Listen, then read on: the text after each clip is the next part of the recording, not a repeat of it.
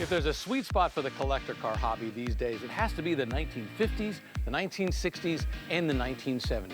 Those 3 decades really epitomize that perfect combination of style and performance. Of course, here at Barrett-Jackson, we have plenty of cars that epitomize those 3 decades. And I want to start with this one right here, this 1957 Thunderbird. Why? Well, this is a perfect combination of style and performance.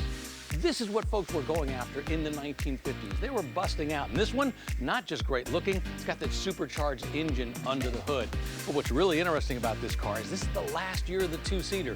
The next year, well, they went to the Square Bird, the 4-seater. Why? The Baby Bird. The 1960s was all about sizzle, and by sizzle, I mean performance. We're talking horsepower. Every manufacturer, every division of every manufacturer wanted to be in the muscle game. And this car right here, this Olds 442, is really a perfect example of that. This was the 2nd year for the 442, but it's the 1st year that GM lifted its engine restriction. They were allowed to put a 400 cubic inch engine under the hood. And this year, well, 442 meant 400 cubic inches, 4-speed, dual exhaust.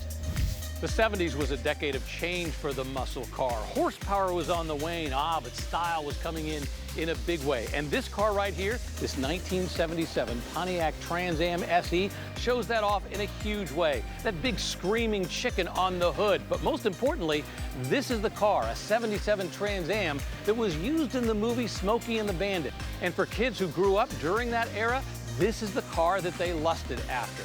So was it 50s fun, 60s sizzle, or 70s style that really set you off? Well, either one, you pick the decade. As for me, well, I'll go for one of each.